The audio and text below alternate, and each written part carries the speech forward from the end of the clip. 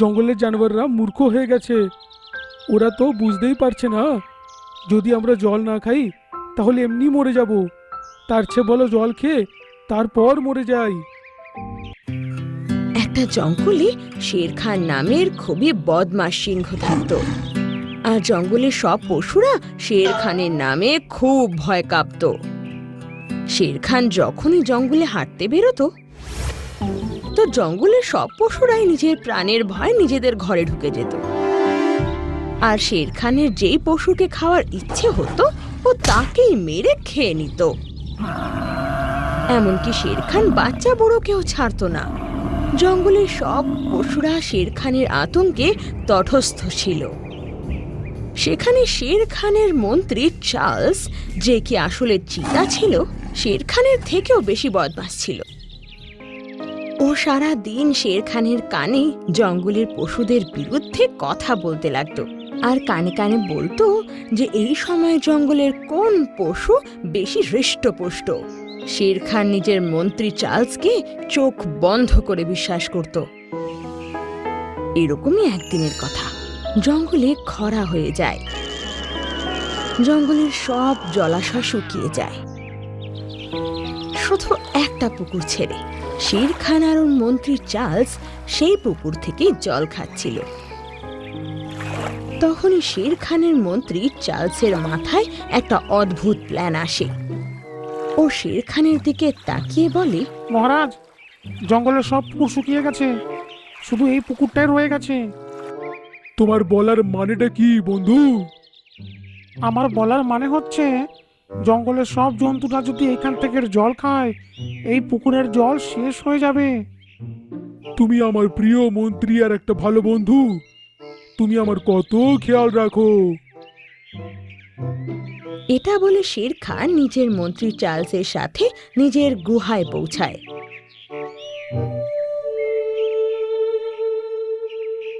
আর Charles গিয়ে জঙ্গলের সব পশুদের কাছে ঘোষণা করে যে আজ থেকে জঙ্গলের কোনো পশুই সেই পুকুরে জল খেতে পারবে না। আর যদি কোনো পশুকে সেই পুকুরে জল খেতে দেখা যায় তাহলে তাকে সঙ্গে সঙ্গে মেরে দেওয়া হবে। শের খানের এই ঘোষণায় জঙ্গলের পশুদের মধ্যে ভয় ছড়িয়ে যায়, কিন্তু কারোর এই সাহসটা ছিল না যে এই ঘোষণার বিরুদ্ধে প্রতিবাদ জানায়, কারণ শের খান আর চার্লসের জুটি খুবই শক্তিশালী ছিল। কয়েকদিনের মধ্যেই জঙ্গলের সব পশুরা জলের অভাবে ছটপট করতে লাগে। আর কয়েকদিন পর জঙ্গলের সব পশুরা এক জায়গায় একত্র হয়। হাতি দাদা, যে জঙ্গলে সবার থেকে বেশি বয়স্ক ছিল, সে সব পশুদের দিকে তাকিয়ে বলে, আমরা এরকম কতদিন চেষ্টায় কষ্ট পাবো? এইটাই যদি চলতে থাকে তো এক এক করে আমরা সবাই তো মরে যাব। মিঙ্কু বাঁদর, যার বুদ্ধি হাতি দাদার থেকে একটু কম ছিল, সে হাতি দাদার দিকে তাকিয়ে বলে, আমরা কি বা করতে পারি হাতি দাদা? আমরা তো ওর মোকাবিলা করতেও পারবো না। আমার মনে হয় আমাদের সবাইকে জঙ্গল ছেড়ে এখান থেকে চলে যাওয়া উচিত। আমি অন্য জঙ্গলেও ঘোরাফেরা করি, সব জায়গায় একই দৃশ্য। ওইখানেও শেরখানের মতন রাজাই তুমি পাবে। মিঙ্কু বাদরের এই কথা শুনে হাতি দাদা উদাস হয়ে বসে পড়ে। আর সেখানে থাকা বাকি পশুরা নিরাশ হয়ে নিজের নিজের ঘরে চলে যায়। কিছুদিন এভাবেই কেটে যায়। আর সেই জঙ্গলে হ্যারি আর এডওয়ার্ড নামের দুই হরিণ ভাই থাকত। হ্যারি হরিণ এডওয়ার্ড হরিণের থেকে বয়সে বড় ছিল। একদিনের কথা, হ্যারি হরিণ গভীর ঘুমেছিল। ওদিকে এডওয়ার্ড হরিণের জলের তেষ্টায় প্রাণ যায়, তো নিজেকে মনে মনে বলে, জঙ্গলের জানোয়াররা মূর্খ হয়ে গেছে। ওরা তো বুঝতেই পারছে না যদি আমরা জল না খাই তাহলে এমনি মরে যাব। তার চেয়ে বলো জল খেয়ে তারপর মরে যাই। এটা বলে ও নিজের প্রাণের আর কোনো পরোয়া না করে সেই জঙ্গলের পুকুর ধারে পৌঁছে যায়। আর সেই পুকুরের জল খেতে লাগে। সেই পুকুরের জল খাচ্ছিলই, তখনই একটা সুন্দর দেখতে রং বেরঙের বড় মাছ ওর সামনে আসে। তুমি এই পুকুরের জল খেও না। তুমি কি তোমার নির্দয়ী রাজার আদেশ শোনোনি? হ্যাঁ, আমি শুনলাম, কিন্তু যদি জল না খেতাম তাহলে তেষ্টাতে তো এমনি মরে যেতাম। এডওয়ার্ড হরিণ এই কথাটা বলেছিলই কি তখনই ওর কানে কারোর গর্জনের আওয়াজ আসে। আর যেই ও ঘুরে দেখে তো পেছনে শের খানের মন্ত্রী চার্লস চিতা দাঁড়িয়ে রেগে ওর দিকে গর্জন করছিল। এডওয়ার্ড হরিণ ভয়ের চোটে কাঁপতে কাঁপতে ওর দিকে তাকিয়ে বলল, আমার অনেক তেষ্টা পাচ্ছিল, আমায় ক্ষমা করে দাও। তোর এত সাহস হরিণের বাচ্চা, রাজার কথা অমান্য করলি তুই, তুই তো আজকে মরবি। এটা বলে চার্লস চিতা এডওয়ার্ড হরিণকে খুব কষ্টদায়ক মৃত্যু দেয়। আর এই সব কিছু সেই পুকুরের বড় মাছ চোখে জল নিয়ে দেখে ফেলে। একই সাথে গাছের ওপর বসে থাকা মিঙ্কু বান্দরও এটা দেখে নেয়। আরো তখনই দৌড়ে দৌড়ে হ্যারি হরিণের কাছে যায় ও সব ঘটনা হ্যারিকে জানায়। নিজের ভাইয়ের মৃত্যুর খবর শুনে হ্যারি দৌড়ে দৌড়ে সেখানে যায়। চার্লস চিতা ততক্ষণে চলে যায়। এদিকে হ্যারি হরিণ নিজের ভাইকে রক্তাক্ত অবস্থায় পড়ে থাকতে দেখে কাঁদতে লাগে। তোকে মারুন করেছিলাম আমি ছোট ভাই, কিন্তু তুই আমার কথা শুনিসনি।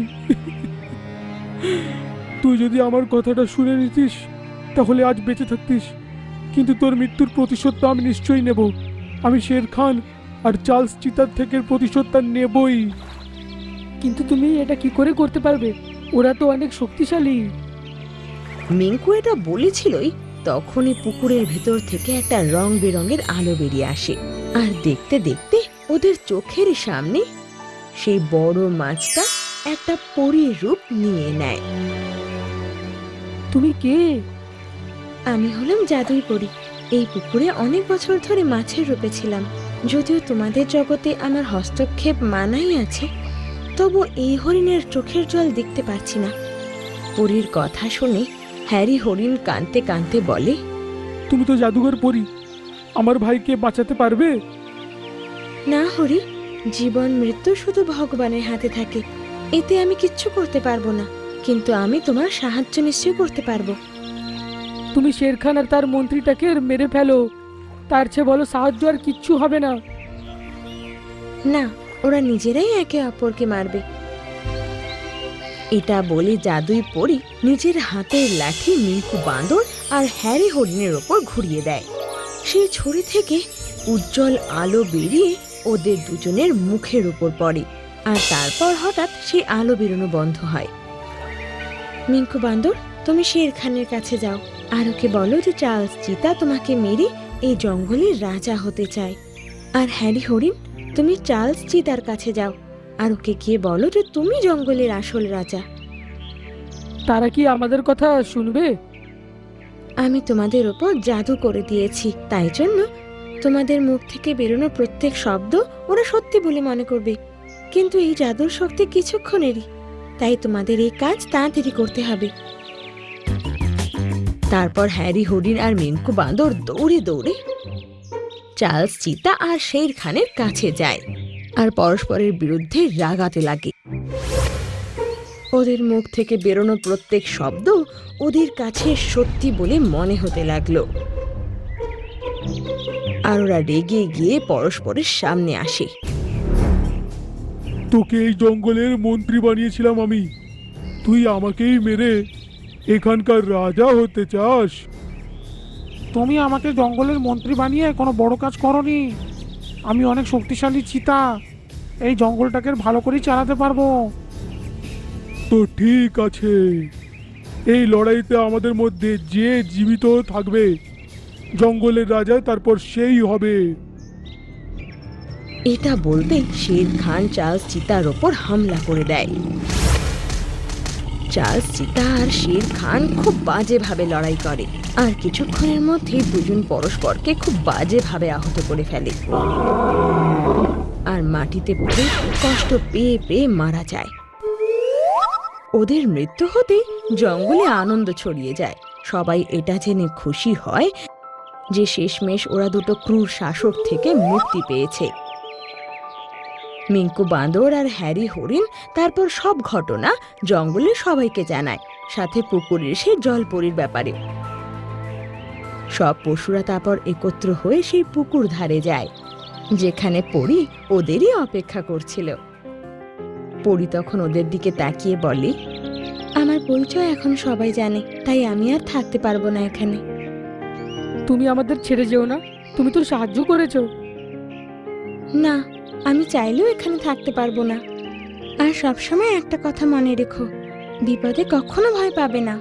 যদি তোমরা একত্র হয়ে সেই বিপদের মোকাবিলা করো তাহলে বড় থেকে বড় সমস্যার দূরে চলে যাবে। আর এটা বলে পরি গায়েব হয়ে যায়। আর জঙ্গলের সব পশুরা খুশি খুশি জঙ্গলে থাকতে লাগে। ಕೇಳೋ ಆನೆ, ಲಂಬು ಅಲ್ಲಿ ಬೇಟೆಗಾರನ್ ಬಯಲ್ ಸಿಕ್ಬಿದ್ದಾನೆ. ಬಾ ನನ್ ಜೊತೆ, ಅವನನ್ನ ಕಾಪಾಡು, ಬಾ ಬೇಗ. ಸುಮ್ನೆ ಸುಳ್ಳು ಹೇಳ್ಬೇಡ ನೀನು. ಹೀಗೆ ಹೇಳಿನೇ ಎಲ್ರನ್ನ ನೀನು ಯಾಮಾರಿಸಿ ಆಗಿದೆ. ಒಂದ್ ಕಾಡಲ್ಲಿ 2 ಜಿಂಕೆಗಳಿತ್ತು. ಒಂದರ ಹೆಸರು ಚೋಟು, ಇನ್ನೊಂದರ ಹೆಸರು ಲಂಬು. ಚೋಟುಗೆ ಸುಳ್ಳು ಹೇಳಿ ಆ ಸುಳ್ಳಿಂದ ಎಲ್ಲಾರನ್ನು ಫೂಲ್ ಮಾಡೋದಂದ್ರೆ ಅವಳಿಗೆ ತುಂಬಾನೇ ಇಷ್ಟ. ಒಂದಿನ ಸಾಯಂಕಾಲ ಕಾಡಲ್ಲಿ ಎಲ್ಲಾ ಜಂತುಗಳು ನಡೀತಾ ಇತ್ತು. ಆಗ ಚೋಟು ಅವ್ರ ಮುಂದೆ ಓಡೋಡ್ತಾ ಬರುತ್ತೆ. ಓಡಿ, ಎಲ್ಲಾರು ಓಡಿ, ಇಲ್ಲ ಅಂತ ಹೇಳಿದ್ರೆ ಯಾರು ಉಳಿಯಲ್ಲ. ಆ ಮಾತ್ ಕೇಳಿದ ತಕ್ಷಣ ಎಲ್ಲಾರ ದೃಷ್ಟಿನೂ ಚೋಟು ಮೇಲೆ ಬೀಳುತ್ತೆ. ಎಲ್ಲ ಚೋಟು ಹತ್ರ ಹೋಗಿ ನಿಂತ್ಕೊಳ್ಳುತ್ತೆ. ಚೋಟು ಲಂಬು ಪಕ್ಕದಲ್ಲಿ ಬಂದು ನಿಂತ್ಕೊಳ್ಳುತ್ತೆ. ಅಲ್ಲಿ ಆನೆ, ಕೋತಿ, ಎಲ್ಲ ಜಂತುಗಳು ಇತ್ತು. ಏನಾಯ್ತು ಚೋಟು, ಯಾಕೋ ಇಷ್ಟು ಹೆದರ್ಕೊಂಡಿದ್ದೀಯಾ? ಹೆಚ್ಚು ಮಾತಾಡ್ಲಿಕ್ಕೆ ಏನು ಸಮಯ ಉಳ್ದಿಲ್ಲ. ನಾನೊಬ್ಬ ಬೇಟೆಗಾರನನ್ನ ಬಂದೂಕಿಡ್ಕೊಂಡು ಈಚೆ ಸೈಡ್ ಬರೋದು ನೋಡಿದೆ. ಬೇಗ ನಿಮ್ಮ ಜೀವ ನಿಮ್ಮ ಕೈಯಲ್ಲಿದೆ. ಎಲ್ಲಾರು ಇಲ್ಲಿಂದ ಓಡೋಗಿ. ಅದು ಕೇಳಿದ ತಕ್ಷಣ ಅಲ್ಲಿರೋ ಜಂತುಗಳಿಗೆ ತುಂಬಾ ಗಾಬರಿ ಆಗಿ ಅವುಗಳು ಅಲ್ಲಿಂದ ಬೇಗ ಓಡೋದಕ್ಕೆ ಶುರು ಮಾಡುತ್ತೆ. ಕಾಡಿನೊಳಗಡೆ ಸ್ವಲ್ಪ ದೂರ ಓಡಿದ್ಮೇಲೆ ಅದಕ್ಕೆ ತುಂಬಾ ಸುಸ್ತಾಗ್ಬಿಟ್ಟು ಒಂದತ್ರ ನಿಂತ್ಕೊಳ್ಳುತ್ತೆ. ಆಗ ಅಲ್ಲಿಗೆ ಚೋಟು ಬಂದು,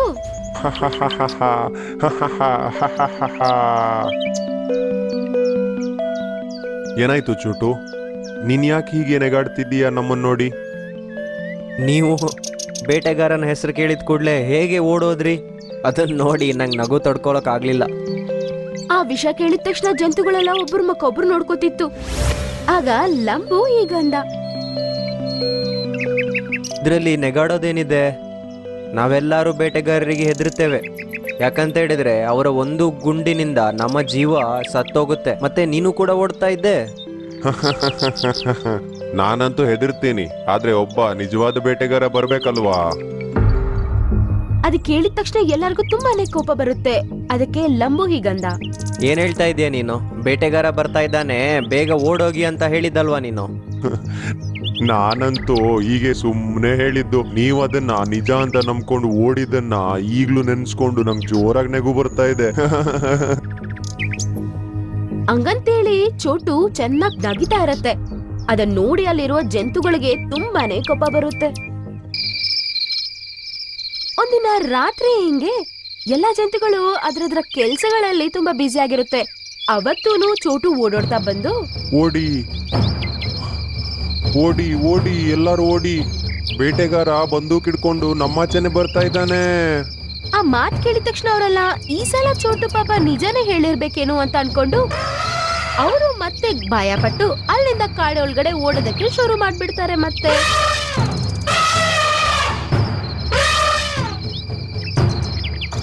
ಕಾಡೊಳಗಡೆ ತುಂಬಾ ದೂರ ಓಡಿ ಓಡಿ ಅವುಗಳು ಟಯರ್ಡ್ ಆಗಿ ನಿಂತ್ಕೊಳ್ಳುತ್ತೆ. ಆಗ ಮತ್ತೆ ಚೋಟು ಬಂದು, ಚೋಟು ನಗೋದ್ ನೋಡಿ ಅವುಗಳಿಗೆ ತುಂಬಾ ಕೋಪ ಬರುತ್ತೆ. ಆಗ ಆನೆ ಹೀಗನ್ನುತ್ತೆ, ಏನಾಯ್ತು ನಿಂಗೆ? ನೀನ್ ಯಾಕಂತ ಹೀಗ್ ನೆಗಾಡ್ತಾ ಇದೀಯಾ ಹೇಳು? ನಾನಂತೂ ಈಗ್ಲೂ ನಿಮ್ಮನ್ನ ಮೂರ್ಖರನ್ನಾಗಿ ಮಾಡದೆ. ಯಾವ ಬೇಟೆಗಾರನೂ ಬರ್ತಾ ಇಲ್ಲ, ಏನೂ ಇಲ್ಲ. ನಾನ್ ಸುಮ್ಮನೆ ಹೇಳಿದ್ದು, ಗೊತ್ತಾ? ನಿನ್ನ ಈ ಸುಳ್ಳು ಬುರುಕುತನ ಉಂಟಲ್ಲ, ಒಂದಿನ ಇದರಿಂದ ಯಾರು ನಿನ್ನ ನಂಬಲ್ಲ.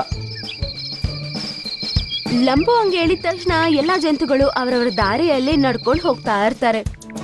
ಮಾರನೇ ದಿನ ಚೋಟು ಕಾಡಿನಲ್ಲಿ ನಡೀತಿರುತ್ತೆ. ನಿಜವಾಗ ಅಲ್ಲಿ ಒಂದು ಬೇಟೆಗಾರ ನಡ್ಕೊಂಡ್ ಬರ್ತಿರ್ತಾನೆ. ಆ ಬೇಟೆಗಾರನನ್ನ ನೋಡಿ ಅದು ತುಂಬಾ ಗಾಬರಿ ಪಡುತ್ತೆ. ಚೋಟು ಯಾವಾಗಿನ ತರನೇ ಅಲ್ಲಿಂದ ಓಡಿ ಹೋಗಿ ಎಲ್ಲಾ ಜಂತುಗಳಿಗೆ ಬೇಟೆಗಾರ ಬಂದಿದ್ದಾನೆ ಅಂತ ಹೇಳುತ್ತೆ. ಓಡಿ, ಎಲ್ಲಾರು ಓಡಿ, ಬೇಗ ಓಡಿ, ಬೇಟೆಗಾರ ಬರ್ತಾ ಇದ್ದಾನೆ. ನಿಮ್ಗೆ ನಿಮ್ ಜೀವ ಬೇಕಾದ್ರೆ ಎಲ್ಲಾರು ಓಡಿ. ಆ ಆದ್ರೆ ಈ ಸಲ ಚೋಟು ಮಾತನ್ನ ಯಾರು ಕೇಳಕ್ ರೆಡಿ ಇಲ್ಲ. ಈ ಸರಿ ನಿನ್ ಚೇಷ್ಟೆ ಎಲ್ಲ ಏನು ನಡೆಯಲ್ಲ. ನಾವು ನೀನ್ ಹೇಳಿದ್ದನ್ನ ಏನು ನಂಬಲ್ಲ ಈ ಸರಿ. ಆದ್ರೆ ಈ ಸರಿ ನಾನು ಸುಳ್ಳು ಹೇಳ್ತಾ ಇಲ್ಲ.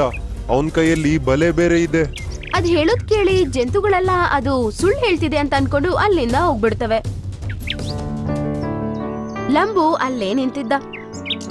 ಸರಿ, ಸ್ವಲ್ಪ ತಿರ್ಗಾಡ್ಕೊಂಡ್ ಬರೋಣ. ನೀನು ಯಾರನ್ನು ಮೂರ್ಖ ಮಾಡಿಲ್ಲ ಅಂತ ನೀನ್ ಬೇಜಾರಲ್ಲಿ ಇರ್ತೀಯ ಅಲ್ವಾ, ಅದಕ್ಕೆ ಸ್ವಲ್ಪ ಕಾಡ್ ಸುತ್ತಾಡ್ಕೊಂಡ್ ಬರೋಣ. ಹಂಗಂತೇಳಿ ಲಂಬು ನಗ್ತಾ ಇರ್ತಾನೆ. ಮತ್ತೆ ಲಂಬು ಚೋಟು ಇಬ್ರು ಸೇರಿ ಕಾಡೊಳಗಡೆ ಸ್ವಲ್ಪ ದೂರ ನಡ್ಕೊಂಡು ಹೋಗ್ತಾ ಇರ್ತಾರೆ.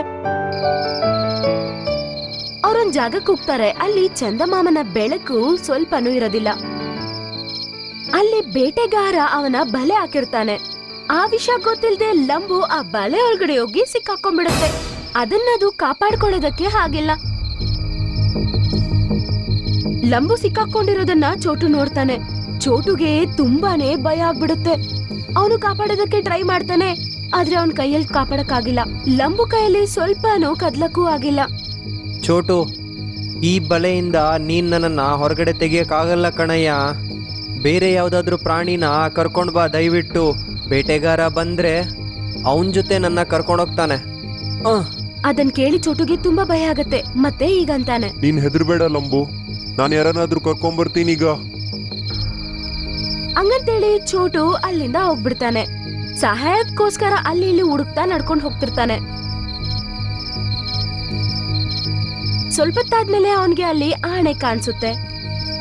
ಕೇಳೋ ಆನೆ, ಲಂಬು ಅಲ್ಲಿ ಬೇಟೆಗಾರನ್ ಬಯಲ್ ಸಿಕ್ಬಿದ್ದಾನೆ. ಬಾ ನನ್ ಜೊತೆ, ಅವನನ್ನ ಕಾಪಾಡು ಬಾ ಬೇಗ.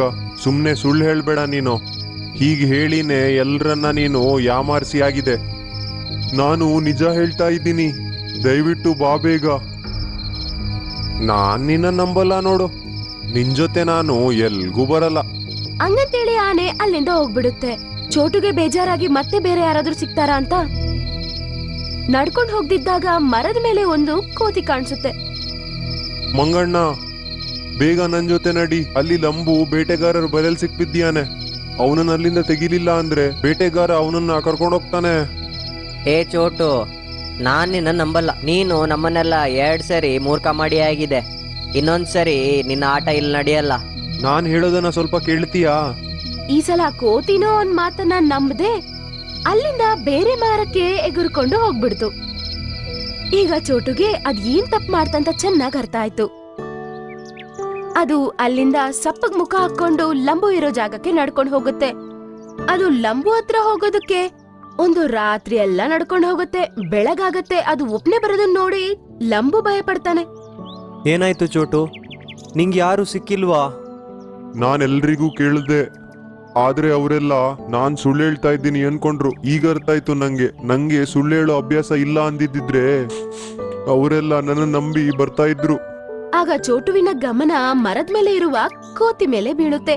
ಆಗ ಚೋಟು ಹೀಗಂತ ಹೇಳುತ್ತೆ, ಅಲ್ ನೋಡು ಮಂಗ, ನೀನ್ ಜೋರಾಗ ಅವನನ್ನ ಕರಿ, ಆಗ್ಲಾದ್ರೂ ಅವನ್ ಬರ್ಬೋದು.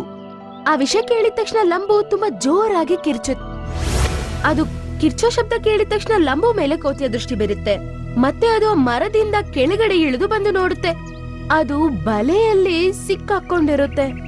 ಚೋಟು ಸಹ ಅದ್ರ ಪಕ್ಕನೆ ನಿಂತ್ಕೊಂಡಿದ್ದ. ಅರೆ, ನಾನಂತೂ ಈ ಚೋಟು ಸುಮ್ನೆ ಸುಳ್ಳು ಹೇಳಿದಾನೆ ಅಂತ ಅನ್ಕೊಂಡಿದ್ದೆ. ಆದ್ರೆ ನೀನು ನಿಜವಾಗಿ ಸಿಕ್ಕಿಬಿದ್ದಿದ್ಯಾ? ಹಂಗಂತೇಳಿ ಆ ಬಲೆನ ಕಟ್ ಮಾಡೋದಕ್ಕೆ ಕೋತಿ ತುಂಬಾ ಟ್ರೈ ಮಾಡುತ್ತೆ. ಆದ್ರೆ ಅದ್ರ ಕೈಯಲ್ಲಿ ಅದನ್ನ ಕಟ್ ಮಾಡಕ್ಕಾಗಿಲ್ಲ. ನೀನು ಚಿಂತೆ ಮಾಡಬೇಡ, ನಾನು ಹೋಗಿ ಆನೆನ ಕರ್ಕೊಂಡ್ ಬರ್ತೀನಿ. ಈ ಬಲೆನ ಅದು ತುಂಡು ಮಾಡಿ ಹಾಕುತ್ತೆ ನೋಡು. ಹಂಗಂತೇಳಿ ಕೋತಿ ಅಲ್ಲಿಂದ ಹೋಗ್ಬಿಡುತ್ತೆ. ಆದ್ರೆ ಸ್ವಲ್ಪ ತಾದ್ಮೇಲೆ ಕೋತಿ ಮತ್ತೆ ಬರುತ್ತೆ. ಒಬ್ನೇ ಬರೋದಿಲ್ಲ, ಜೊತೆಯಲ್ಲಿ ಎಲ್ಲಾ ಜಂತುಗಳನ್ನ ಕರ್ಕೊಂಡ್ ಬರುತ್ತೆ. ಆ ದೃಶ್ಯನ ನೋಡಿ ಲಂಬು ತುಂಬಾನೇ ಸಂತೋಷ ಪಡ್ತಾನೆ. ಆನೆ ಅದರ ದಂತಗಳನ್ನ ಉಪಯೋಗಿಸಿ ಆ ಬಲೆನ ಕಟ್ ಮಾಡಿ ಬೀಸ್ಬಿಡುತ್ತೆ. ಒಂದ್ ಕಡೆ ಬಲೆ ಕಿತ್ತೋಗ್ಬಿಡುತ್ತೆ. ಆದ್ರೆ ಇನ್ನೊಂದ್ ಕಡೆ ಬಲೆ ಕಿತ್ತಕ್ಕಕ್ ಮುಂಚೆನೆ ಬೇಟೆಗಾರ ಬರ್ತಿರೋದನ್ನು ಅವರೆಲ್ಲ ನೋಡ್ಬಿಡ್ತಾರೆ. ನೋಡಿದ ತಕ್ಷಣ ಅಲ್ಲಿಂದ ಓಡಕ್ ಶುರು ಮಾಡ್ತಾರೆ. ಬೇಟೆಗಾರ ಲಂಬು ಸಿಕ್ಕಾಕೊಂಡಿರೋದನ್ನ ನೋಡಿ ತುಂಬಾನೇ ಸಂತೋಷ ಪಡ್ತಾನೆ. ಚೋಟು ಸ್ವಲ್ಪ ದೂರದಲ್ಲಿ ನಿಂತ್ಕೊಂಡಿತ್ತು. ಅದು ಬೇಕಂತಾನೆ ವಿಚಿತ್ರವಾದ ಶಬ್ದಗಳನ್ನ ಮಾಡ್ತಿತ್ತು. ಮತ್ತೆ ಬೇಟೆಗಾರನ ಮುಂದೆ ಬಂದು ನಿಂತ್ಕೋತು. ಅದನ್ನ ನೋಡಿದ ಬೇಟೆಗಾರನಿಗೆ ತುಂಬಾನೇ ದಿಲ್ ಖುಷಾಗಿತ್ತು. ಅವನೇನ್ ಅನ್ಕೊಂಡ ಅಂದ್ರೆ ಇದ್ರ ಜೊತೆ ಇನ್ನೊಂದ್ ಚಿಕ್ಕಿ ಸಿಕ್ಕಿದ್ರೆ ಬಿಂದಾಸ್ ಆಗಿರುತ್ತೆ ಅಂತ ಅನ್ಕೊಂಡು ಅದನ್ನ ಹಿಡಿಯೋದಕ್ಕೆ ಮೆತ್ತಗ್ ನಡ್ಕೊಂಡು ಹೋಗ್ತಾನೆ. ಅದನ್ನ ನೋಡಿದ ಆನೆ ಮತ್ತೆ ಅಲ್ಲಿಗೆ ಬಂದು ಮಿಕ್ಕಿರೋ ಬಲೆನೂ ಕಿತ್ತಾಕ್ಬಿಡುತ್ತೆ. ಈ ಸಲನು ಆನೆ ಅದರ ದಂತಗಳನ್ನ ಉಪಯೋಗಿಸಿ ಬಲೆನ ಕಿತ್ತಾಗುತ್ತೆ. ಆ ಬಲೆನ ಕಿತ್ತಾಕಿ ಲಂಬುನ ಕಾಪಾಡುತ್ತೆ. ಲಂಬು ಅಲ್ಲಿಂದ ತಪ್ಪಿಸ್ಕೊಂಡು ಕಿರ್ಚಕ್ ಶುರು ಮಾಡ್ತಾನೆ. ಚೋಟು, ಬೇಟೆಗಾರ ನಿನ್ ಹಿಂದೆನೆ ಇದ್ದಾನೆ, ಓಡು ನೀನು. ಆ ಶಬ್ದ ಕೇಳಿದ ತಕ್ಷಣ ಚೋಟುಗ್ ಅರ್ಥ ಆಗತ್ತೆ ಲಂಬು ತಪ್ಸ್ಕೊಂಡಿದ್ದಾನೆ ಅಂತ. ಮತ್ತೆ ಅದು ಅಲ್ಲಿಂದ ತಪ್ಸ್ಕೊಂಡು ಕಾಡೊಳಗಡೆ ಓಡೋಗ್ಬಿರುತ್ತೆ. ಬೇಟೆಗಾರ ಇನ್ನೊಂದ್ ಕಡೆ ನೋಡಿದ್ರೆ ಇನ್ನೊಂದ್ ಜಿಂಕೆನೂ ಇಲ್ಲ. ಇಲ್ಲವನ್ಗೆ ಅತಿ ಆಸೆ ಗತಿ ಕೇಡು ಅಂತ ಅರ್ಥ ಆಯ್ತು. ಚೋಟುನು ಓಡಾಡ್ತಾ ಹೋಗಿ ಬೇರೆ ಜಂತುಗಳ ಜೊತೆ ಸೇರ್ಕೋತಾನೆ. ಮತ್ತೆ ಎಲ್ಲಾ ಜಂತುಗಳು ಒಂದೇ ಸಲ ಅಲ್ಲಿಂದ ಕಾಡೊಳಗಡೆ ಓಡೋಗ್ತವೆ. ಅದು ನೋಡಿ ಬೇಟೆಗಾರನಿಗೆ ತುಂಬಾ ಕೋಪ ಬರುತ್ತೆ. ನಾನು ಆಣೆ ಮಾಡ್ತೀನಿ, ಇವತ್ತಿಂದ ನಾನು ಸುಳ್ಳು ಹೇಳಿ ಯಾರಿಗೂ ಮೋಸ ಮಾಡಲ್ಲ ಅಂತ. ಅದು ಕೇಳಿ ಜಂತುಗಳೆಲ್ಲ ತುಂಬಾ ಸಂತೋಷ ಪಡುತ್ತೆ. ಮತ್ತೆ ಚೋಟು ಅವನ್ ತಪ್ಪೇನು ಅಂತ ಚೆನ್ನಾಗಿ ತಿಳ್ಕೊಂಡ.